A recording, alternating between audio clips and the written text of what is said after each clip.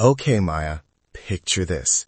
You're walking down a street in Notting Hill. You know, very posh, very colorful, and you step into a building that is basically a time machine made of cereal boxes and soap wrappers. A time machine made of trash? That sounds like my kitchen on a Sunday morning, Leo. No, it's incredible. It's the Museum of Brands in London. And get this, the most shocking thing isn't just that it exists. It's that one guy, Robert Opie, basically started this whole thing because he couldn't bring himself to throw away a candy wrapper in 1963. One candy wrapper. It's like the ultimate hoarding turned into a masterpiece story. Wait, so he kept a wrapper and now it's a whole museum? Exactly. It's like, okay, imagine if you saved every single thing you ever bought. Every tube of toothpaste, every toy, every weird limited edition soda bottle. It's a collection of over 12,000 items. It's the history of us, Maya. Not the history of kings and queens, but the history of what we ate for breakfast in 1890. That actually sounds kind of cozy in a weird way. So it's not just old boxes, it's Victorian stuff too? Oh, absolutely. It goes all the way back to the Victorian era. It's like a visual timeline. You start with these incredibly ornate, almost royal-looking tins from the 1800s, and you walk through time until you're looking at digital age packaging. It's like watching the world turn from black and white to Technicolor through the lens of a Kit Kat bar. It makes sense though. Brands are like the wallpaper of our lives, right? You don't notice them until they change. But wait, really? 12,000 items? How do they even fit all that in Notting Hill? Space is, well, it's not exactly cheap there. Right. Well, they actually moved. They used to be in Gloucester Docks back in the 80s. Then they moved to Notting Hill in 2005, and then they leveled up again in 2015 to this place called the London Lighthouse Building.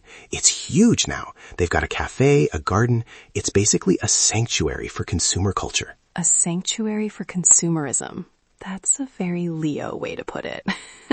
But seriously, is it just rows of stuff, or is there a story? It's a total story. They have this thing called the Time Tunnel. It's literally a walk through history. And they don't just show you, here's a pretty bottle. They do these exhibitions like When Brands Take a Stand, where they look at how companies deal with social issues. It's actually pretty deep for a place full of old soap. That is interesting. It's like seeing how our values change by looking at what's on the grocery shelf. Exactly. It's a mirror. You know, speaking of mirrors and things we see every day, if you're enjoying this dive into the weird and wonderful corners of history with us, you should really join the loop. Yeah. Get your daily curiosity fix. Exactly. Come back tomorrow. We'd love to have you.